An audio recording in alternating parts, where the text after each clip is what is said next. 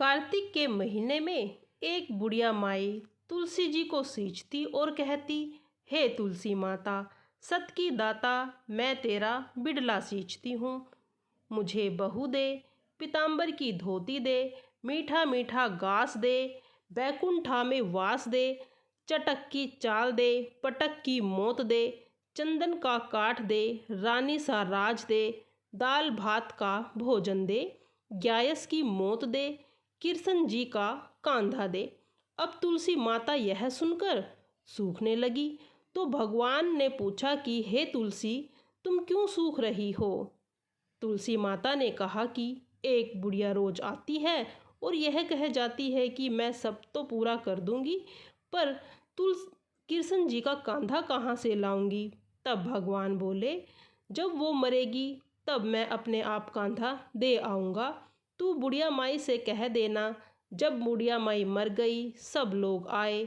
जब बुढ़िया माई को ले जाने लगे तो वह किसी से भी नहीं उठी। तब भगवान की एक 12 वर्ष के बालक के रूप में आए। बालक ने कहा, मैं कान में एक बात कहूँगा तो बुढ़िया माई उठ जाएगी। बालक ने कहा, बुढ़िया माई मन की कर ले, पीताम्बर की धोती ले, मीठा मीठा घास ले, बैकुंठा में वास ले, चटक की चाल ले, पटक की मौत ले, कृष्ण जी का कांधा ले। यह सुनकर बुढ़िया माई हल्की हो गई। भगवान ने कांधा दिया और बुढ़िया माई को मुक्ति मिल गई। हे तुलसी माता, जैसे बुढ़िया माई को मुक्ति दी वैसे ही सभी को देना। राधा रानी और तुलसी जी की कथा। एक बार राधा जी सखी से बोली, सखी, तुम श्री कृष्ण को प्रसन्न करने के लिए किसी देवताओं की ऐसी पूजा बताओ जो परम सौभाग्यवर्धक हो। तब समस्त सखियों में श्रेष्ठ चंद्रानन ने अपने हृदय में एक क्षण तक कुछ विचार किया। फिर बोली, राधे, परम सौभाग्यदायक और श्री कृष्ण की भी प्राप्ति के लिए वरदायक व्रत है तुलसी की सेवा। तुम्हें तुलसी सेवन का ही नियम लेना चाहिए, क्योंकि तुलसी का यदि स्पर्श अथवा ध्यान, नाम, संकीर्तन, आरोपण, सेचन किया जाए तो महान पुण्यप्रद होता है। हे राधा, जो प्रतिदिन तुलसी की भक्ति करते हैं वे कोटि सहस्त्र गुणों तक अपने उस सत्कृत्य का उत्तम फल भोगते हैं। मनुष्य की लगाई हुई तुलसी जब तक शाखा प्रशाखा, बीज, पुष्प और सुंदर दलों के साथ पृथ्वी पर बढ़ती रहती है, तब तक उनके वंश में जो जो जन्म लेता है वे सभी हजार कल्पों तक श्री हरि के धाम में निवास करते हैं। जो तुलसी मंजरी सिर पर रखकर प्राण त्याग करता है वह सैकड़ों पापों से युक्त क्यों न हो, यमराज उनकी ओर देख भी नहीं सकता। इस प्रकार चंद्रानन की कही बात सुनकर राजेश्वरी श्री राधा ने साक्षात श्री हरि को संतुष्ट करने वाले तुलसी सेवन का व्रत आरंभ कर दिया और केतकी वन में 100 हाथ गोलाकार भूमि पर बहुत ऊंचा और अत्यंत मनोहर श्री तुलसी का मंदिर बनवाया, जिसकी दीवार सोने की थी और किनारे किनारे पद्म रागमणि लगे थे। वह सुंदर सुंदर पन्ने, हीरे और मोतियों के परकोटे से अत्यंत सुशोभित था। उसके चारों ओर परिक्रमा के लिए लगी बनाई हुई गलियां, जिसकी भूमि चिंतामणि से मंडित थी। ऐसे तुलसी मंदिर के मध्य भाग में हरे पत्तों से सुशोभित तुलसी की स्थापना करके श्री राधा जी ने अभिजात मुहूर्त में उनकी सेवा करनी आरंभ कर दी थी। श्री राधा जी अश्विन शुक्ल पूर्णिमा से लेकर चैत्र पूर्णिमा तक तुलसी सेवन व्रत का अनुष्ठान किया। व्रत आरंभ करने से उन्होंने प्रति मास अलग अलग रस में तुलसी जी को सींचा। कार्तिक में दूध से, मार्गशीर्ष में ईख के रस से, पौष में द्राक्षा रस से, माघ में बारहमासी आम के, फाल्गुन मास में अनेक वस्तुओं से मिश्रित मिश्री के रस से और चैत्र मास में पंचामृत से उनका सेचन किया। और बैसाख कृष्ण प्रतिपदा के दिन उद्यापन का उत्सव किया। उन्होंने 2 लाख ब्राह्मणों को 56 भोगों से तृप्त करके वस्त्र और आभूषण के साथ दक्षिणा दी। मोटे मोटे दिव्य मोतियों का 1 लाख भार और सुवर्णों का 1 कोटि भार श्री गर्गाचार्य को दिया।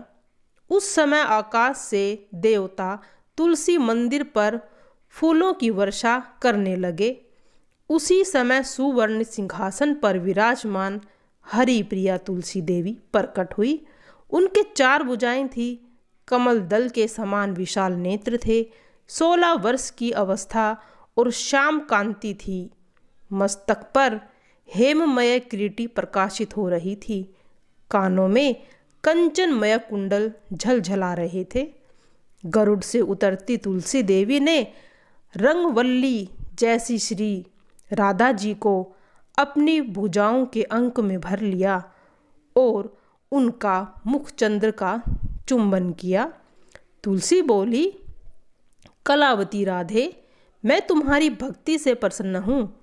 यहाँ इंद्रिय, मन, बुद्धि और चित्त द्वारा जो मनोरथ तुमने किए हैं वह सब तुम्हारे सम्मुख सफल हैं। इसी प्रकार हरिप्रिय तुलसी को प्रणाम कर वर्षभानु नंदिनी राधा ने उनसे कहा, देवी, गोविंद के युगल चरणों में मेरी अहुतु की भक्ति बनी हुई है। तथास्तु कहकर हरिप्रिया अंतर्ध्यान हो गई। इस प्रकार पृथ्वी पर जो मनुष्य श्री राधा के इस विचित्र उपाख्यान को सुनता है, इस कथा को सुनता है, वह भगवान को पाकर कृतज्ञ हो जाता है। आइए सुनते हैं प्रिय भक्तजनों अब 21वां अध्याय। अब ब्रह्मा आदि देवता नतमस्तक होकर भगवान शिव की स्तुति करने लगे। वे बोले, हे देव आदि देव, आप प्रकृति से परे पर ब्रह्मा और परमेश्वर हैं। आप निर्गुण, निर्विकार व सबके ईश्वर होकर भी नित्य अनेक प्रकार के कर्मों को करते हैं। हे प्रभु, हम ब्रह्मा आदि समस्त देवता आपके दास हैं। हे शंकर जी, हे देवेश, आप प्रसन्न होकर हमारी रक्षा कीजिए। हे शिव जी, हम आपकी प्रजा हैं तथा हम सदैव आपकी शरण में रहते हैं। नारद जी राजा पृथु से बोले, जब इस प्रकार ब्रह्मा आदि समस्त देवताओं एवं मुनियों ने भगवान शंकर जी की अनेक प्रकार से स्तुति करके उनके चरण कमलों का ध्यान किया, तब भगवान शिव देवताओं को वरदान देकर वहीं अंतर्ध्यान हो गए। इसके बाद शिव जी का यशोगान करते हुए सभी देवता प्रसन्न होकर अपने अपने लोक को चले गए। भगवान शंकर के साथ सागर पुत्र जलंधर का युद्ध चरित्र पुण्य प्रदान करने वाला तथा समस्त पापों को नष्ट करने वाला है। यह सभी सुखदायक और शिव को भी आनंददायक है। इन दोनों आख्यानों को पढ़ने और सुनने वाले सुखों को भोग कर अंत में अमर पद को प्राप्त करता है। तो प्रिय भक्तजनों, यहाँ पर आज 21वां अध्याय समाप्त होता है। आइए आज तुलसी जी की आरती करते हैं। तुलसी महारानी नमो नमो, हरि की पटरानी नमो नमो, धन तुलसी पूरन तप कीनो, शालिग्राम बनी पटरानी, जाके पत मंजरी कोमल, श्री कमलपति चरण लपटानी। तुलसी महारानी नमो नमो, हरि की पटरानी नमो नमो। धूप दीप नैवेद्य आरती, पुष्पन की वर्षा बरसानी। 56 भोग 3600 व्यंजन, बिन तुलसी हरिक एक न मानी। नमो नमो हे तुलसी महारानी, हरि की पटरानी नमो नमो। सभी सखी मैया तेरो यस गावे, भक्ति दान की दीजे महारानी। नमो नमो तुलसी महारानी, तुलसी महारानी नमो नमो। तुलसी महारानी नमो नमो, हरि की पटरानी नमो नमो। हरि की पटरानी नमो नमो, तुलसी मैया नमो नमो। जय हो तुलसी मैया, तेरी सदा ही जय हो।